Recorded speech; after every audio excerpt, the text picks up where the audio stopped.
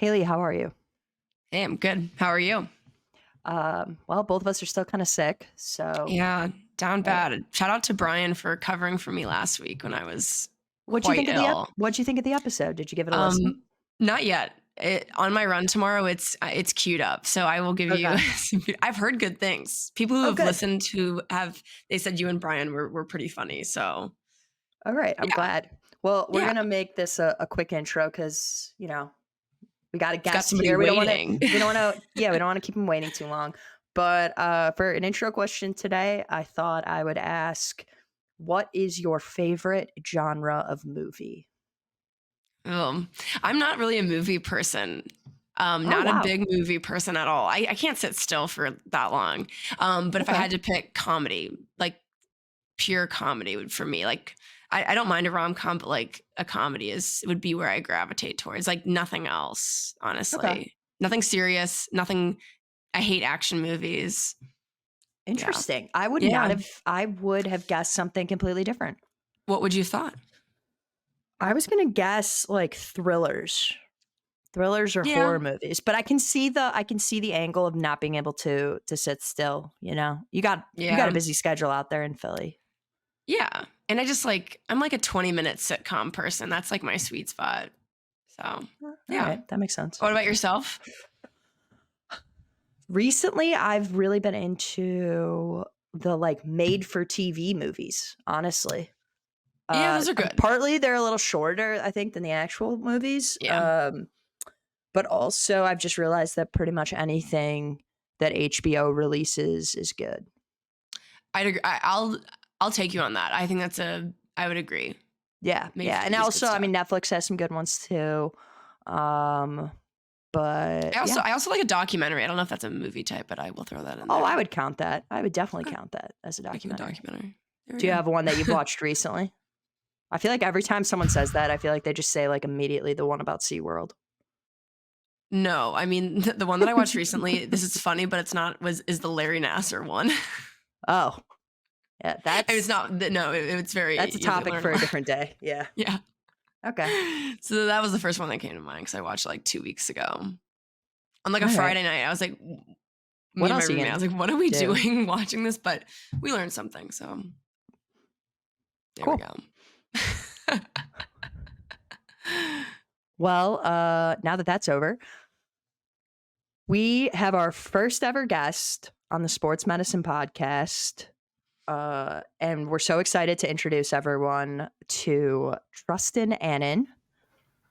Trustin. How we doing? So, Trustin, I know we've given you a heads up on this, but hmm every guest that we have that comes on the show, we have to ask them very first question: what would their walk-up song be if they were in the MLB? And I'm going to go a step further, actually, with you. If you were in the MLB, had a walk-up song, also, what position would you play?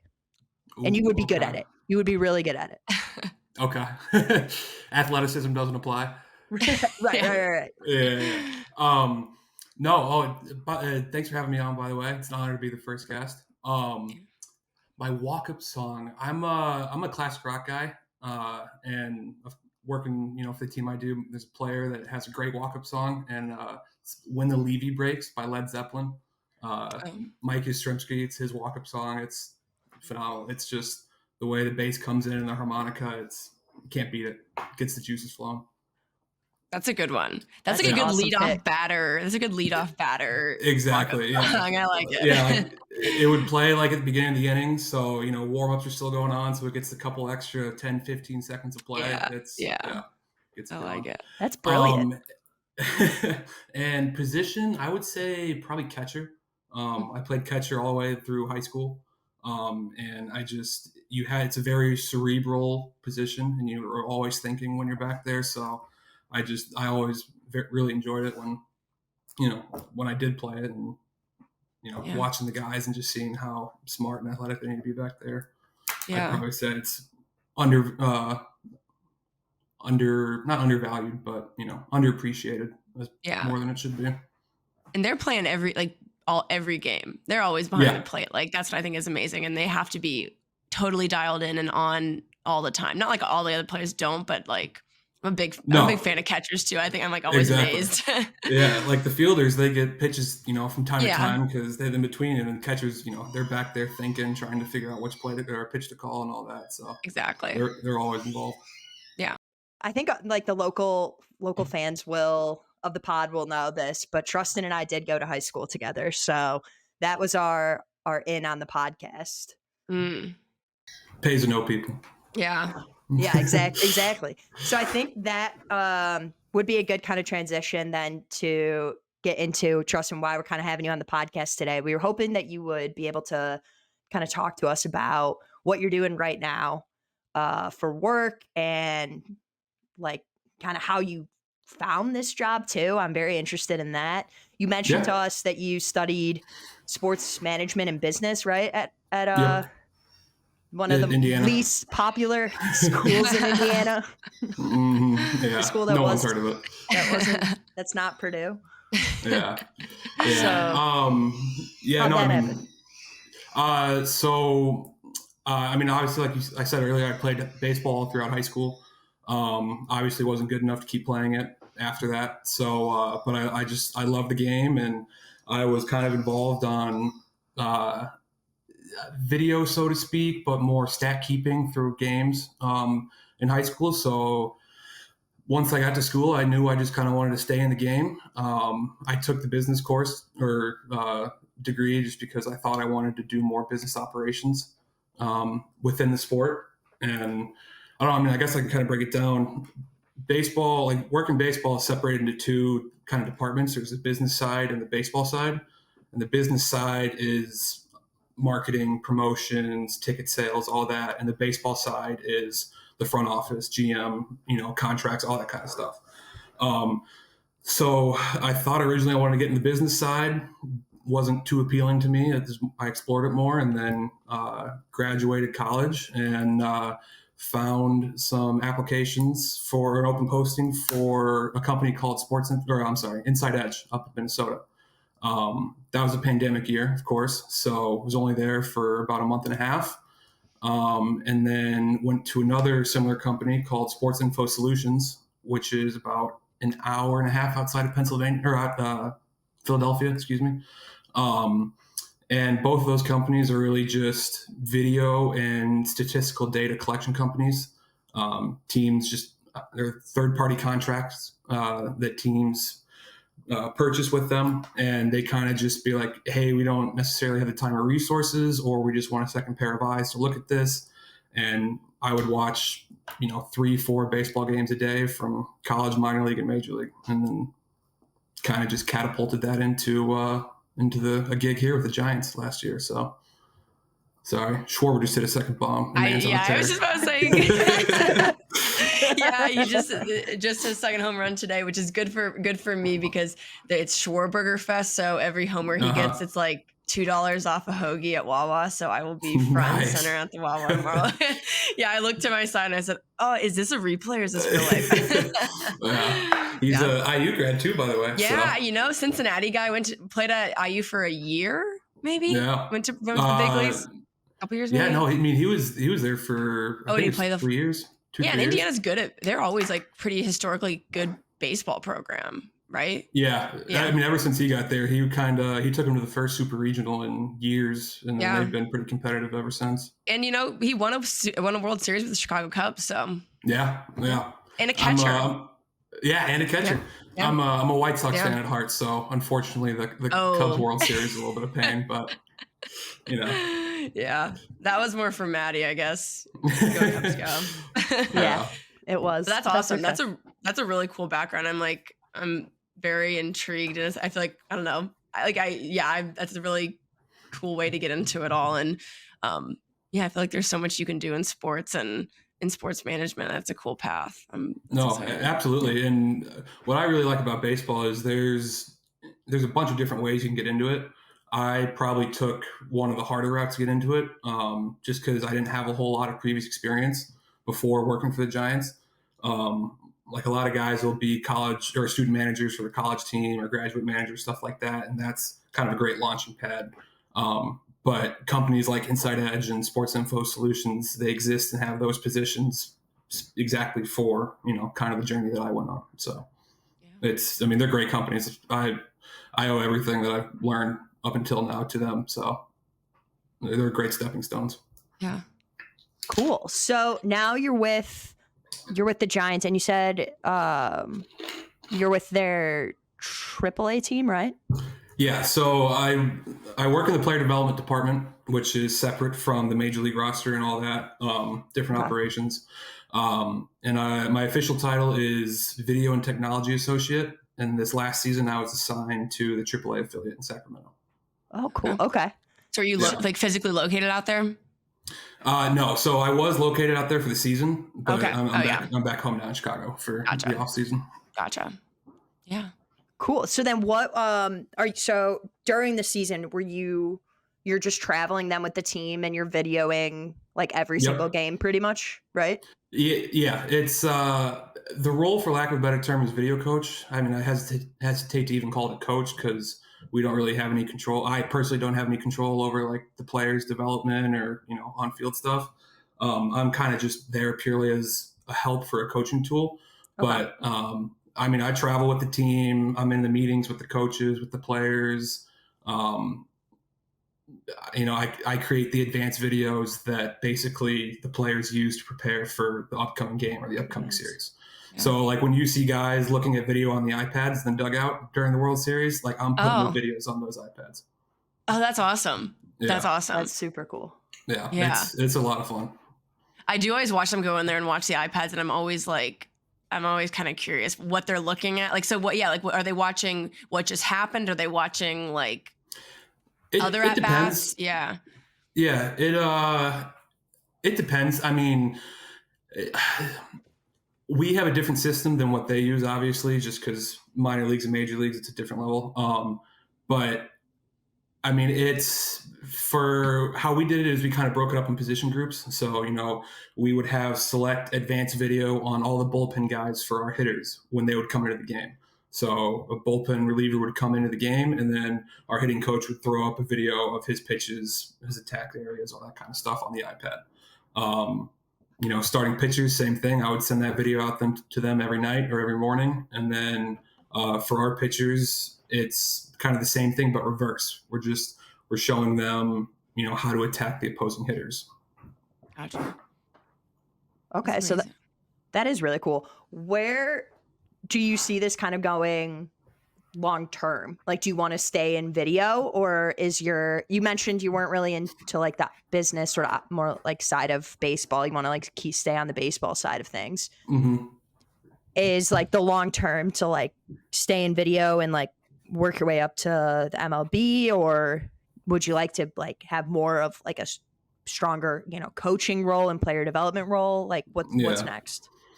At the moment, I would say it is a video role with a major league team. Ideally the White Sox, because I'd be in Chicago half the time. So, and it's the childhood team, obviously. But I don't know. That's kind of the beauty. It's the beauty and the curse of the video department. Like it's a good base where you can branch out into multiple different departments afterwards, but you're not really like specialized in one specific area. So, if you want to make a jump to somewhere else, you might not be as strong a candidate, so to speak. Okay.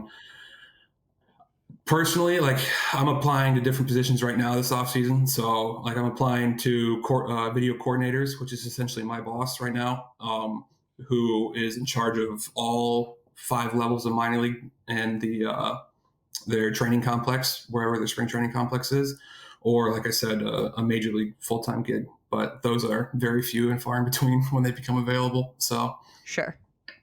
But yeah, so it's like I said, it's kind of, I'm a take it year by year kind of guy. I don't really have a whole 5-year plan, but again, like I said, that's kind of the beauty of baseball. So yeah. Nice. What's been your favorite part of this last season? Like, is it fun to watch someone, I don't know, like get up to the plate and you're like, that guy's going to the majors? Or is it fun just traveling and getting to know like the team and the coaches?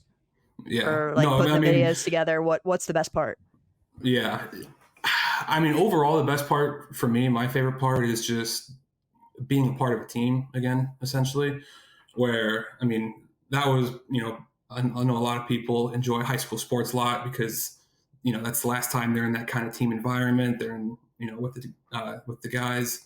But I mean, I really enjoy that aspect. Some of the coolest stuff, though, is like kind of like you said, where we'll be working with players in AAA, and then you'll look up on TV, and they'll be there. Like we had a infielder this year who reported to Sacramento for a game at 1:30, 2 o'clock, gets the call that he's getting promoted, and 3 hours later, 4 hours later, we're sitting in the clubhouse watching him on TV playing in San Francisco, and it's like that we were just talking to him. So it's pretty surreal, at least from a baseball fan perspective, just being able to see that. And what I know now working in the industry for a couple of years compared to what I knew or thought I knew just as a fan, it's worlds different. So just being able to have this exposure and knowledge is, I love it personally. It's just kind of what keeps me going. So. Yeah. Haley, sorry, I'm taking all the questions. Oh, I was just going to say, and remind both myself and the listeners, the AAA is right prior to the MLB. Okay. Yes, so you're working like at the highest level of the minors. Exactly. Gotcha. Yeah. No, I think that the thing that you say about them, you see that interface between the minors and the majors, and you see those players, and it's crazy. Like, they get called and they're going up to play a game, and you see them, and I feel like that'd be really rewarding and exciting too. Like by proxy, you're like, man, I'm so excited they got called up, and kind of working again on that interface between the majors and the minors. That must be fun. And I think it's like the washed up athlete in me. I'm like, the team aspect was the best part, and I feel like I work on a team, but it's not as fun as working on a sports team. I feel like that the environment's like so different and just so unique to sports. So as a washed up high school athlete, I would enjoy that too. Just that team aspect, having that again. Yeah. It's something you don't expect really. Even like looking back at high school, I feel like it's not really an aspect that you realize that's why you enjoyed it until you truly think about it. Mm-hmm. And then, here I am living it again. It's like, you know what? I kind of forgot what this felt like. Yeah. And now you get paid too. Yeah. Yeah, exactly. It's a bonus. It's a win-win. Yeah, that's awesome. And how much have you learned about, how much has your baseball knowledge expanded? Like you're probably pretty knowledgeable to begin with as a player, but how much have you learned about the sport? And I think baseball, like from just like a sheerly statistics perspective, there's like a million stats, and there's so much to learn about the game. Like how much, coming as somebody who played the game, how much have you learned about the game through this different role? It's a night and day difference, honestly. Yeah. I remember sophomore year of college, I was filling out an application and somebody asked, it's like, what's your favorite baseball statistic? And I think my answer was something about ERA. And it's like ERA is one of the most like dinosaur statistics to look at nowadays with pitcher, or not dinosaur, but the most incomplete statistic, I should say. Yeah.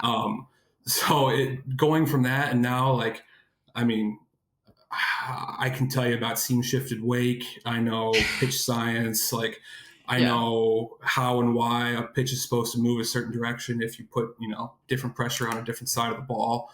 It's a night and day difference. Yeah. And part of the reason is kind of being in the trenches with the team because, I'm there every day talking with the pitching coach being, why for a changeup, why do you have him move his finger, 3 laces down or a quarter turn on the ball, and just being able to pick actual former players' brains like that and coaches in the game. It's like I said, I just live for it. So it's awesome. I didn't realize that degree of detail. Like, yeah. It seems, now that you said it, it seems so obvious, but that's super cool. Teams put a lot of investment into these players, and players obviously are looking to get the same kind of investment back. So, especially with the amount of technology we have nowadays and what it can capture and accomplish, people are just trying anything if they think it could get them a better edge on it. Okay. Yeah. All right. Well, I'm going to move into some more random questions, or some more like trendy questions that I feel like kind of come up around baseball. And one of my favorite ones to ask someone, right, if I'm like at a bar or at a game or something, would you be okay with the MLB adding more advertisements or logos to the MLB jerseys if it meant less TV timeouts and more in-game commentary? So think of like a soccer jersey today. Interesting. I mean, baseball is kind of tough in that situation because, I mean, you have to have a TV timeout, so to speak. Like, there's going to be inherent dead time during the games. I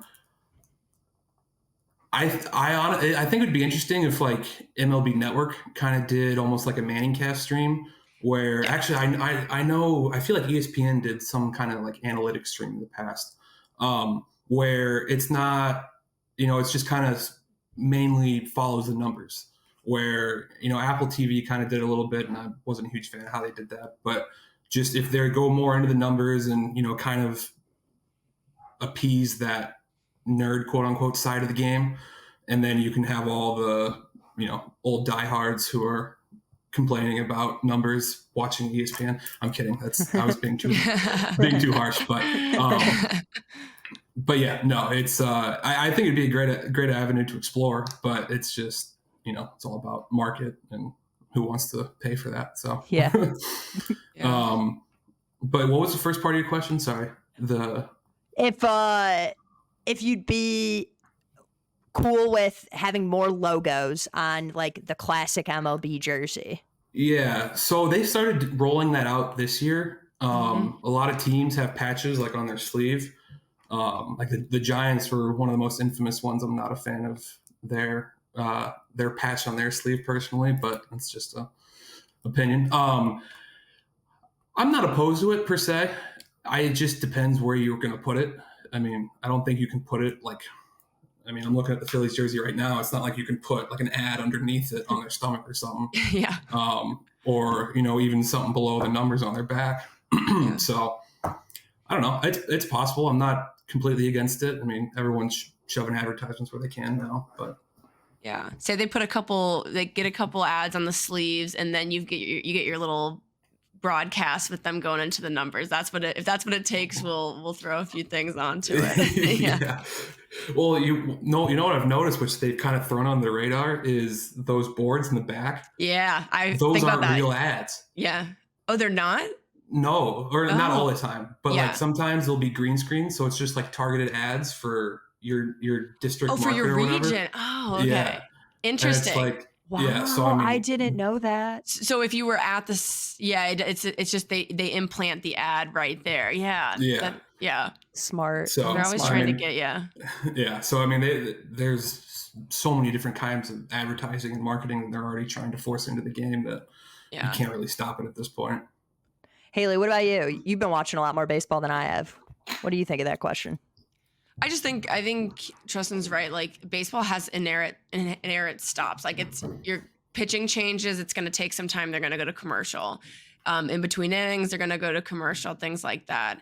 So I think there's just going to be that inevitable. But yeah, I think if you did something like you upped your ads with players on their jerseys, whatever. I do think it's hard. Like, you think soccer, they've got like, just because they wear a crest instead of like a name or whatever, they can throw a million things on a jersey. But yeah, if you did it and then you could have your like, they never go to commercial and you have a broadcast where they talk about, they go more into the weeds or the details, or they, treat it more like a traditional broadcast where they're not cutting to commercial, even though they're still cutting to commercial. I don't know. I would be curious to see if they cut to commercial more or less than like in baseball than like a basketball game or a football game. I feel like it may be even less, but yeah, no, it's interesting. And I noticed that this year. I looked that up because the Braves had a big yellow ad for something, and I was like, I didn't know they could do that. And I looked that up, and I was like, oh, that's interesting.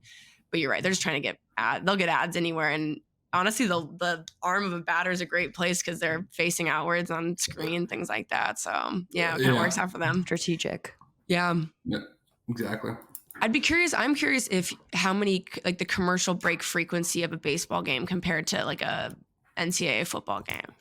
Well, I just think it's more like American versus not American. Like I didn't realize how much I enjoyed watching like the FIFA World Cup this summer, or like I've watched a couple like Premier League games this summer too.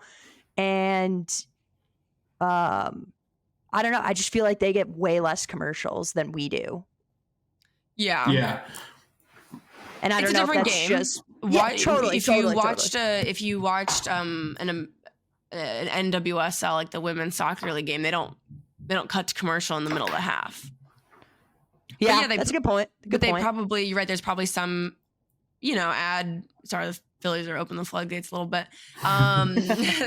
They're it's just there. But yeah, think about all the advertisements on a soccer jersey or on the billboard. Like maybe, it's all about ads. It's all about money at the end of the day, and they're making it work. So yeah. So that was to my point is even if you had more ads on the jerseys, I don't know. The cynic in me is like, I don't think that's going to change anything. I think they're still going to cut to commercial. Yeah. They'll just show different ads at the commercial. Yeah. And they're going to cut to commercial because these, wherever you're watching, they're on the hook to play, X number of commercials, all this stuff. So it's all about money. They're just trying to make money. And I'm just trying to watch some sports, so. Well, with 162 games a year, I mean, if you're asking the broadcasters to talk more than that, I don't know how much else they can come up with. And I always think baseball broadcasting is already like, it's like talk radio. You fill dead air, and then all of a sudden, all right, it's time to pitch, and they talk about baseball for a second, and then they're talking about, X, Y, and Z. So it's already you're right. They don't need to, they're working hard enough. Exactly. Yeah. All right. Well, I think then, honestly, you guys are both watching it. You should just get into the playoffs. I want to ask one question about, do you think there should be robot umpires? Oh, yeah, that's a good one, though. That is a good one. That get, do you think that, like, I'm going to guess that if they ever did that, it'd be a minor league rollout too, Yeah. So the thing about AAA, at least, is it's kind of a testing ground, or I guess minor leagues altogether is a testing ground. So this year, we were able to test robo-umps. So we would play 6-game series all throughout the year, and the first 3 games would be called by the umpire, or I'm sorry, they would be called by the robo-ump. Wow. And then the last 3 games of the series would be called by the umpire, but players had a chance to challenge. So they're testing out a new challenge system. Which personally, I think challenge system is the way to go. I think that's the future of baseball. The robo ump is good in a way because everyone has the same zone. Every hitter is going to go up with this, or each individual hitter is going to go up the same zone. Mm-hmm. So they're not going to have a different size of a strike zone in the first inning compared to the 9th inning. Yeah. It has been a big complaint in the past. The downside that personally I saw in that this season was it's any part of the baseball that touches a strike zone is considered a strike. So have you guys seen the line judge system in tennis? Mm-hmm. Yeah. Where if any part of the shadow touches the line, it's considered in. Yeah. It's the exact same thing for the strike zone. Oh, interesting. So you could have like a sliver of a half inch of lace touch the strike zone, and it's a strike.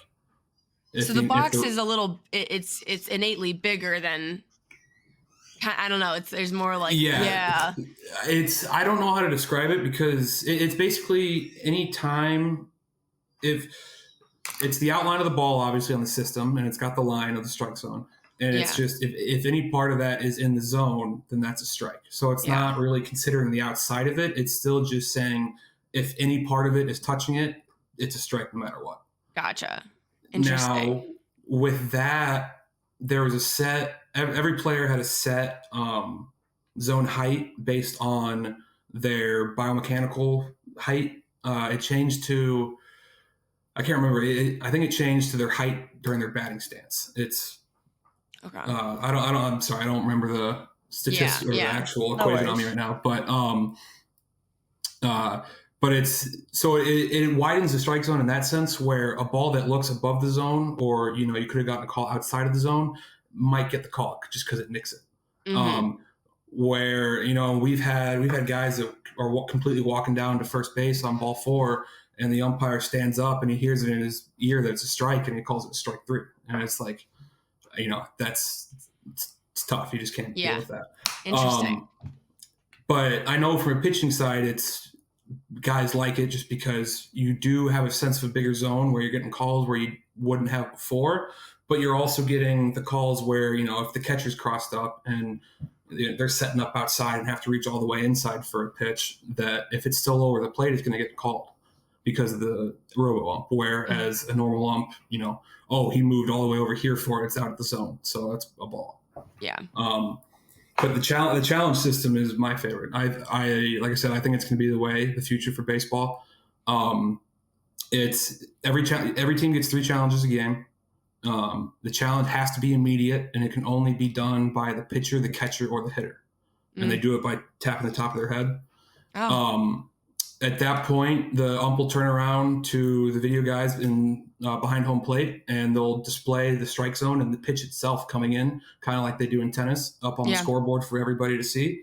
And if if a hitter is challenging a strike call and it ends up being a strike, he lost it. He loses that challenge. The team has 2 more challenges. If they win it, they keep the challenge and just keep moving on. So, I mean, we had games this year with no challenges by either team whatsoever. And then I remember we had a game at the end of the year where 3 of the first 5 pitches were challenged of the game. And I think we had Sacramento ourselves had 8 total challenges. Wow. So, yeah. But also on the other side of that, the umpire, I think is very good for the umpires because it teaches them the zone. Yeah. Because they had those 3 days of knowing what the ABS zone is and knowing where each guy's zone is, where now when they're calling the game for those 3 days, they're more clerical. They're more it's a better idea of the zone. They're not given, 3 inches above or 3 inches outside just because the pitch looks like it's moving like it. Yeah, it seems like they're more like locked in then. Exactly, yeah. That's interesting to I was going to ask you because I think from a fan perspective, there's you like the human element of it, and that sports aren't always exact. But it's interesting from a player perspective, especially a pitcher's perspective, where you would be like, well, part of the baseball hit the strike zone, so it's a strike. Yeah, exactly. Yeah. And I mean, I don't know. There'll be calls, and that's the other thing too. Like I said, I mean, it's a great teaching tool at the end of the day as well, because a guy can argue with an ump and be like, that pitch is 2 pitches outside. It's like, all right, well, you think there are 2 balls outside. You think so? Go ahead and challenge it. Yeah. No, I think I like that. And it gives the players I think it just would add a different side to the game, gives the players some power in it, and I think it'd be exciting. I don't know, I think it'd be fun to have, and especially the challenge would be really exciting. Yeah. And you would know too, which players are better at challenging versus which players aren't, Exactly. Yeah, exactly. So we actually kept our analysts and I, we kept a database of each success, every challenge that our team tried to make, and just kind of had a running total. And from there, we kind of learned who was good at challenging, who wasn't. And, so when some guy gets up to the plate, you're like, do not touch the top of your helmet. Yeah, exactly. Whatever you think you're seeing, it's not seeing it properly. Don't do it. Exactly. Yeah. All right, Haley, do you have any other questions, or no? That was it. Are you and Trustin gonna fill me in on what's going on with the Phillies right now? Yeah. What do you think? I guess we'll start with the American League. What do you think about final there? Surprising. At least I was. Yeah. I was shocked. Yeah, I mean, the Astros are just a constant thorn in everybody's side. Always good. They can never seem to not make the ALCS. So, Oh, yeah, there you go. Exactly. Yeah, but no, I mean, the Rangers, I think it's going to be a Rangers-Phillies World Series, personally, with these 4 teams left. It was funny. Maddie asked me originally last week about my playoff prediction, and I'm like, I've got one, but I don't think Haley's going to be too excited because she's a Phillies fan, because I was going to choose the Braves, and then they shut me up on that real quickly. So, that was. I'm still riding the high of that. Yeah. Well, it was an unbelievable series, but I think it's going to be Texas and Philly, and I don't know. Personally, I'd love to see Texas win it all. I really like Bruce Bochy, their manager, former Giant. But he's just one of the most knowledgeable baseball guys around, and you can tell how he manages that team. They all just respect the hell out of him. So I'm a big fan of him personally. Yeah, I say the ALCS is kind of a matchup of legendary managers in a lot of aspects too. Like, Dusty's pretty Yeah.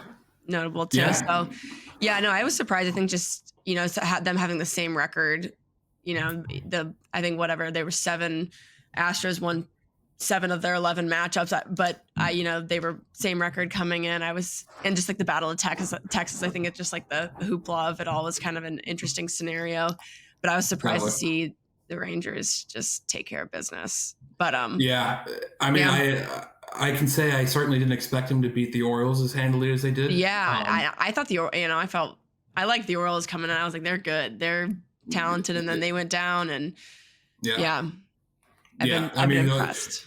Yeah, and I mean Texas especially. I mean they've bounced back. I mean I think they led the division for 5 months straight, and then just kind of fumbled the bag at the end of the season and kind of just come roaring back with a vengeance. Exactly. And then Scherzer's back tomorrow too, which is huge. So oh yeah, because he was out injured, right? Yeah. I can't remember, but what it was. Shoulder? But yeah, it sounds right. He's been out for 2 months now, almost at least. Mm-hmm. So it's gonna be good. I mean, both lineups. I mean, like I said, I'm going off Texas and Philly, but I mean, both lineups are incredible. Just offensive wise, there's not really a guy you can pitch around out of the lineup. Mm-hmm. Exactly. Then moving to the National League, your thoughts here as Phils are up 6-0 in game 2 right now. I don't see how anyone beats them at this point. I mean, they're just mowing through people. I mean, it's kind of the same thing. Like I just said, I mean, you can't pitch around any single guy in that lineup. I mean, it's one dude to the next, and Nola Wheeler and Ranger Suarez. Suarez. Mm-hmm. I mean, just at least with how Suarez has been throwing. I mean, but that's 2 of the best starting pitchers in baseball right there. Yeah. I think they're hitting. I mean, they just hit a lot of home runs. I mean, they're just hitting home runs after home run. Yeah. So I think they've been, and they were a team I worried about pitching all season. I was just, didn't love their bullpen, and knock on wood, it's been so far so good. And I think, Rob Thompson, their manager's done a great job, really. So made some interesting decisions that I think people wouldn't have thought in the postseason, especially in the series against the Braves. But yeah, I mean, they do just have a lot of offensive weapons, and then defensively they've got Trey Turner, one of the better shortstops in baseball, and they're pitching well. And JT Realmuto, who's my favorite catcher, also doing great work back there. So they're good. The Diamondbacks are definitely good, and have also had, they were in my opinion, they were last year's Phillies. The Phillies were last team in kind of surprised everybody and made it. And this was, the Diamondbacks kind of, similar story. So they can obviously do damage. It's a long way to go in the series, but Phils. The Diamondbacks, in my opinion, are kind of like the Orioles, where they're going to be pesky for a good couple of years. I mean, they've just got a really good young core. I mean, the teams I was on in Sacramento this year, and even Eugene last year in High A, I mean, we played all their prospects all year. So, I mean, they have Corbin Carroll, obviously, Alec Thomas, a couple of others, and just even more in the wings. So, I mean, they're going to be pretty good for a while. Yeah. We got good amount of trade chips. Yeah, that's what I heard as well. That they're like, oh, this is just this is going to be a team that's going to be good, for a few years to come here. So exciting times out in Arizona, out in the desert. I'm hoping my Phillies hang on here. It's an exciting time here in October. The city transforms. I mean, never been in a place that loves sports as much as they do here, and it's been fun so far in the playoffs, and hopefully they keep the show going for me personally as a fan. So I can only imagine. I went to when the White Sox were in the playoffs. They played Houston, actually. I was 21 2 years ago, and I went to Game 3 when they played here in Chicago, and just that environment and just the playoff atmosphere in general. But there's nothing. Playoff baseball is just a different sport on its own, in my opinion. And just being able to, in that atmosphere where you just got 40,000-50,000 fans just screaming their ass off. I mean, there's no environment like it. I would agree. It's a totally different game. And I think, I went to my first playoff baseball game last week, game 3, which was in a great one for the Phillies. They won 10-2, hit 6 home runs. And everybody told me it's a different beast, and it really is. And I feel like I've been to some pretty good sporting events. I mean, you went to a great basketball university where, games at Assembly Hall are unmatched, similar to Purdue. Games at Mackey Arena are insane and loud. I feel like I've been in some good sports environment, but playoff baseball was special. It was really unique. So yeah, it's a totally different game, but I'm excited to keep watching, Yeah, definitely. I mean, I've seen people complaining about how it's been a boring postseason. It's like, I mean, really, comparatively? I mean, maybe on paper, because these teams are beating, it's these series are 3, but like watch the game. They've been exciting. Exactly. Yeah. Like, other than, the couple Dodgers Diamondback series and the Phillies putting up 6 the other night. I mean, a lot of the games have been competitive at some point throughout the game. So exactly. Yeah. There's always something agree. to watch. Yeah. Plus, like, as a fan, I just don't know of a better, I mean, I'm biased. I think my personal favorite sound is like a basketball, like only touching net. But like, I feel like as a fan, if you're at a playoff game and you hear that ball like hit the baseball bat perfectly, like, and you and the batter know it's a home run before it even like gets past like the pitcher in the air, like there's just there's nothing like that. And you get 6 of them. Well, that's an awesome playoff game. And I'll say that's a really unique. I think that's a good point because, like, again, at the Phillies game last week, like Bryce Harper, hit first home run. It's an audible. They hear the bat and it's an audible like silence because everybody's like, that was such a great. And then it's there's something about that that's kind of there's the great sound of a ball hitting a bat. Yeah, it's exciting. Yeah, it's. And like it too, like a sound of a clean home run. It just sounds so different, right? Yeah. Exactly. Yeah. Yep. Exactly. Well, Trustin, I'll let you get back to watching playoff baseball, but thank you so much for coming on and agreeing to be our first guest, and hopefully you had enough fun that you'd consider coming back for spring training or however long the world lets us keep doing this podcast. So yeah, absolutely, that would be cool. Yeah. No, I'm always around. I had a great time, and once again, thank you guys. I'm honored to be the first guest. So thanks for coming on. Yeah, guest number 1. It was awesome. Good. Hey, and if we ever get a playoff game in Chicago, we can all meet up. Yeah, definitely. Yeah. So. White Sox Phillies World Series? Who says no? Say less. I'll be there.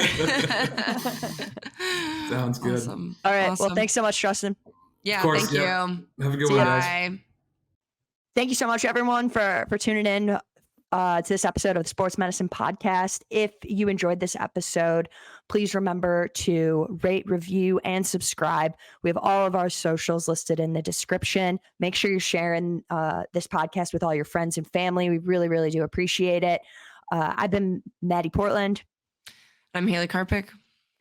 And this was your weekly dose of the Sports Medicine Podcast. Thanks so much. Cheers.